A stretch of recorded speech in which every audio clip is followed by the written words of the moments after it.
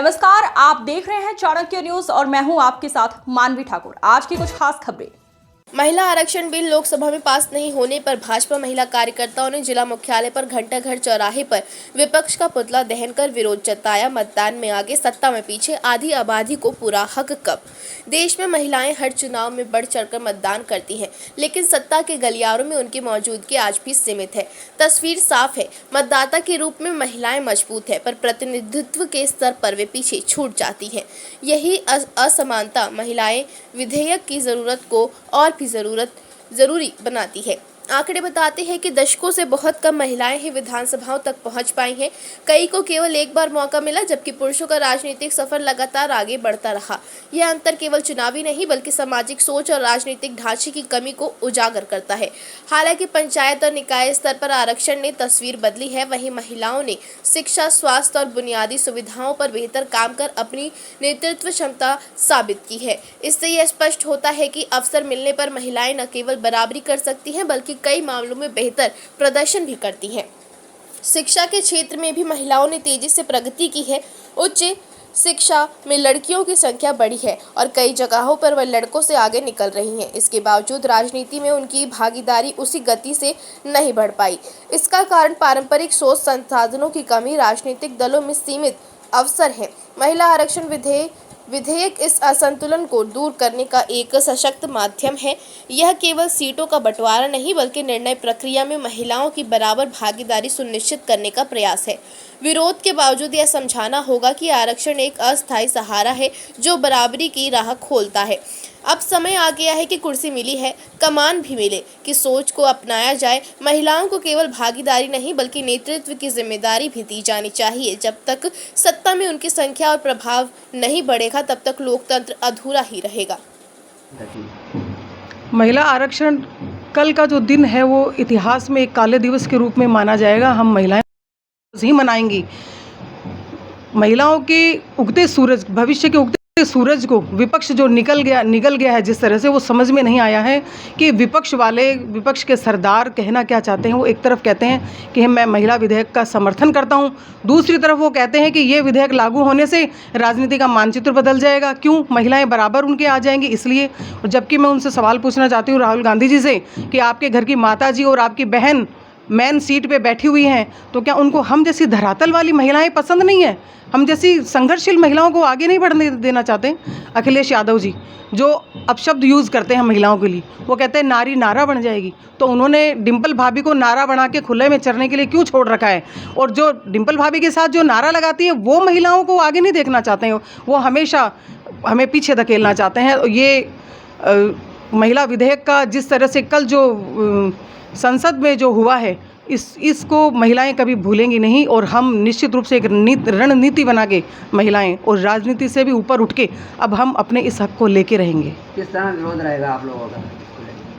विरोध पहले तो हमारी पार्टी की तरफ से अगर कुछ तय होता है तो हम वो करेंगे, और फिर हम महिलाएं भी एकजुट होने का प्रयास करेंगी और देखते हैं किस तरह से हम विरोध करते हैं इसका। काय नाम छे भाभी आपको? ना नाम शिमला नाम छे। क्यों कशु गाँव छे आपको? वो ये रुस्तमगंज है क्या? वहाँ टोंक विधानसभा में है ना, रुस्तमगंज है। आपने मोदी जी से ना पहले कई योजना चलाई थी, वो आवास भी दिया, गैस भी दी, लखपति दीदी का लोन भी दिया, शौचालय भी दिया। थाने भी कहाँ मिलो छे? चूल्हो मिले, गैस मिली छे, सिलेंडर भी मिलो ना चूल्हे के साथ। हाँ, तो फिर कहीं फायदो हो काय फायदो? भाई आप कदी लावणी में जावा तो रोटी सब्जी फटाफट बन जाओ, थके लो न चढ़े, है ना? हाँ, और कोई आँख्या में भी फायदो कुछ गैस से आराम मिले छे कि गैस पे रोटी, चूल्हा पे रोटी बनाओ छे तो आराम मिले छे कि गैस पे बनाओ छे? भाई गैस में तो बन जाओ। लो चाय भी आ गई। काई पे बनाई थी? चूल्हा बनाई थी गैस पे? अच्छा, उजला गैस पे ही बनाई थी। अब देखो कितना आनंद है ना कि मैं आया तो बुरा न लगे था ना? क्यों? जट चाय बना के पा दी। चलो ठीक है। तो और मोदी जी ने कहीं कहबो चाहो छा कि आप कोई धन्यवाद देवा के कि भाई मोदी जी बढ़िया काम करो छे कि कसो लागू थाने को काम बढ़िया काम करो छे मोदी जी? तो मोदी जी ने चाहो जा आप आगे भी मोदी जी जाओ आपने? काय के तो समझ में ना। ठीक है। में जो फेल हुआ इसको लेकर आप क्या कहना है आपका? नमस्कार। सबसे पहले तो मैं कहना चाहूँगी कि जो महिला आरक्षण बिल का जो विरोध किया गया है, ये महिलाओं का अपमान किया गया है विपक्ष द्वारा। सभी ने महिलाएं जो है इसका बदला लेंगी समय आने पर, क्योंकि महिलाओं के मन पे जो कुठाराघात किया है, जो उनके सपनों को कुचला गया है, वो बहुत बुरा किया है। क्योंकि महिलाएं अपने आप को बहुत सशक्त और मजबूत हो रही थी। माननीय मोदी जी ये चाह रहे हैं, इसी पे काम कर रहे हैं कि हमारी बहनें माताएं सशक्त हो और हमारे राजनीतिक दल में भी उनका आरक्षण हो। वो 33% महिलाओं का जो आरक्षण ला रहे थे, उनका विपक्षी दलों ने जो विरोध किया है वह बहुत गलत किया है, महिलाओं का अपमान किया है। समय आने पर महिलाएं उनका बदला लेंगी। किस तरह विरोध देखा जा रहा है टोंक शहर में इसका? हम सब मिलकर महिलाएं इसका विरोध करेंगे। विपक्ष ने जो इसका विरोध किया है, महिलाएं बाहर निकल के इसका विरोध करेंगी और समय पर उनका जवाब देंगी। आक्रोश है आरक्षण बिल को लेकर। देखिए, जो ये आरक्षण बिल का इन्होंने जो विपक्षियों ने जो किया है, तो ये देखिए इनकी आदत सी बन गई है। जब भी कोई अच्छा काम सरकार करने जाती है तो ये इसके विरोध में हमेशा तैयार हो जाते हैं। लेकिन हम यहीं चुप नहीं रहेंगे। आज इन्होंने हमारे बिल को एक काले दिवस के रूप में प्रमाण करके बताया है कि ये काला दिवस है, लेकिन हम यहाँ चुप नहीं रहेंगे और नारी शक्ति पूरी सड़कों पे आएगी और इनको सबक सिखा के रहेगी। और नारी जहाँ गरजती है तो वहाँ पे इतिहास भी बदलती है। तो हम बता ही देते हैं कि इन विपक्षियों को ये संशोधन बिल पारित करना ही होगा, नहीं तो नारी थकने वाली और रुकने वाली नहीं है। महिला बिल आरक्षण रिजेक्ट हुआ, इसको लेकर आएंगे आप?